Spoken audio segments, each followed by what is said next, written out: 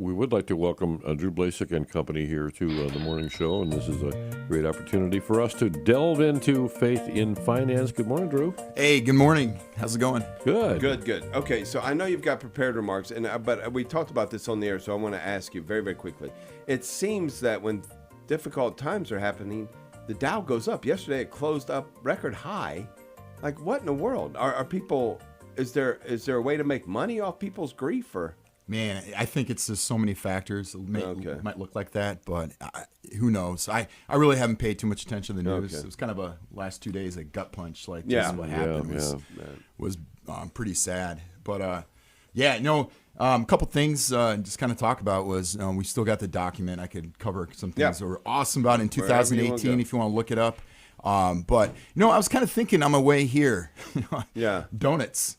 Yeah. Let's talk about donuts. It's interesting. This is important about inflation. So, like the $5 donuts we're talking about, now they're $6. Yeah. Oh. To me, I'm like, who cares? That's $1. But that's a 20% increase. That's 20%, yeah. So, what does inflation do? This is important, and people got to realize it. Inflation jacks the price up, but the goods that have no problem that we say, no, I don't care, I'll pay that extra buck. Right. Mm-hmm. It doesn't affect that good, but other companies will get affected because we have to decide where the money's going to. Right. And the ones who make the donuts, since people don't care about paying the extra buck, will be able to get a pay raise. So typically when inflation goes up, prices go up, they receive enough money, wages go up. So if your wages go up with inflation, that means your purchasing power stay the same, even though it devalued your savings. Right. But that's important to see. But there are some businesses that people do have to decide, and they can't make an inflation. Like for example, education. I don't know if it's so high for education that if you had another 20% increase, people might say, you know what? There's so much technology out there. I can learn finance on YouTube. I don't have to go see Drew Blasik in the classroom. So it was kind of hit me about that with inflation, that some things are affected and then they could pay their people and some things aren't. Yeah, because you can make cut back somewhere, but in some things you just can't. No, right. Donuts? No, I can't cut that one out of the budget. But people got to realize prices go up. They receive higher revenue. They should be paying people more money, but it still distorts the economy, which is not good. But okay, to that document, there's some other awesome things here. One of the quotes I love: "Money must serve and not rule." That's one of the quotes. What does that mean? That means not just our personal lives, that it's a tool for what we want to do, but they're talking about the real economy, that money drives everything in our economy. The bankers control the money supply, debt controls it. It should not happen that way. It should serve the real economy. It should not control it. As you look at the economy as it is right now, and there are some red flags out there. Obviously, our debt is a red flag, but one of the red flags that is out there is this inflation versus income. Income is not keeping up with inflation. And so, I mean, I know that there's this gigantic balancing act going on right now, but you can't deny the fact that it could tilt one way or the other and cause a real disaster. It could. I think the debt's definitely the biggest problem. They're just going to try to print money to get it to pay off the debt. I mean, that's what's going to try to happen. But 37 trillion in debt. I think it's getting close to 38. But you have to realize the debt was off of low interest rates, a lot of those bonds. And now the interest rates are much higher. And what do? After those bonds mature, they have to roll that debt over to higher interest rates. And I've seen estimates. You're going to talk about it's going to hit 40 trillion, 50 trillion. It's going to go really exponentially quick.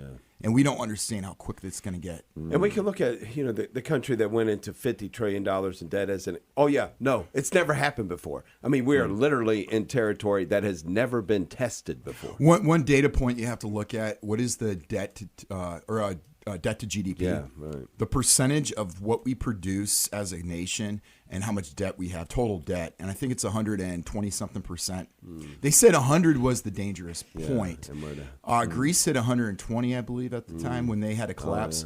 But they weren't the reserve currency, and they couldn't control their money, which we are like. We don't make anything, and we just print dollars, and that's a dangerous thing. in the future. I saw one, Ben Shapiro, and I totally disagree on this point. He was kind of mocking, do you guys want to go back to the 1950s when people had to work in factories and all this stuff? Yeah. If a nation doesn't produce anything, it doesn't have wealth. Right now, if we're just a service country and we're just doing it for financial and insurance, that's not producing something. I have to say, I mean, you're just like sunshine and rainbows. I love it. Wow. But, Yeah, it is. I'm willing to pay the extra buck for the donuts. So I think it's all good. Some great points there, though, because, we are in dangerous But territory. here's one of the quotes. It talks about speculation and finance, that a lot of the financial aspect, when we say, we're huge financial, it's really like Vegas out there. And it says that it decouples capital from the real economy and erodes the dignity of work and fuels a culture of waste. In this document, it talks about, what is it talking about? That when people take all their money, and when you think about what is the real economy, that's when you build houses, when you have food, you're producing real assets for the common good. And instead, what we're doing, we're investing in things that don't mean anything. And it doesn't produce anything. It's all speculative property. It's like the tulip mania that happened in the 1600s. And but that's that. And go back to Bitcoin. And again, I'm a fan of Bitcoin to maintain your wealth. But if you're putting all your money in an asset that doesn't do anything for the real economy, which is housing, clothing, food, all that stuff, that it's not produced. It's a culture waste. It's misappropriating our funds into other things because we're gambling because we want to make the next dollar. And that's very dangerous, I think. Let's talk about where the rubber meets the road for a lot of our listeners, and that is retirement savings. And so retirement savings, you might think, 10 years ago, you would have thought, well, in order to retire 10 years from now, I'm going to need X. Yeah. And that X will take me this far. But inflation, to your point, I mean, depending on where that goes, it could have a gigantic impact on savings and cost of living. There's a financial guy named Joe Brown. He does pretty good stuff. You guys want to look him up on YouTube. Yeah. He estimated that back in the day, you needed about $1 million saved. Now, he's talking about a comfortable life. You want to do vacations. Right. And I mean, he's saying on his video, the average, you need to have about $3 million. Oh my god! By the time inflation hits. Oh my goodness! And I forgot what age group. I have the 3. I'm just missing the $1 million. So I mean, that sounds kind of high. Yeah. And I think that's more of a I need to have that in my 401k in order to live comfortably. But we have to think about, we need our house paid off. We need stuff like that. We need maybe they'll pass laws, no taxes on property. Yeah, right. So people could live without the fear of, I have to work in order to live. Especially since houses don't cost $60,000 like they used to. Right. They're $360,000. Oh, and the ratio of a house to income has just skyrocketed. Like our house, I mean, we bought it in 2019 for $235. Yeah. Not that it means anything, but now the price looked at Zillow, it's like $380 from that short period of time. Right. But it doesn't do us any good because if I sell the house, I still got to buy another house worth the same amount. Yep. But when my kids graduate college, they don't have that. They can't buy a house. They're going to have to buy, at that point, a $400,000 house, which is just an average house at that point. So if it continues to escalate the way it is, incomes don't support that purchase. We see it on the West Coast now. People cannot afford to buy houses. People always talk to me. I spent a lot of time out in Portland, Oregon. And I tell people, the homeless out there are the working homeless. Mm-hmm. They're working, many of them, not all of them, but many of them are the working homeless. They work, but they can't afford housing. Yeah, especially California is just outrageous. And that's what happens when you have these high regulations, high tax areas. Yeah. The rich don't mind it because they could pay it, but then the middle class and the poor can't do it. Yeah. You quoted Joe Brown, and it made me think of that. Joe Brown can move, can you? Right? Wasn't that assessment?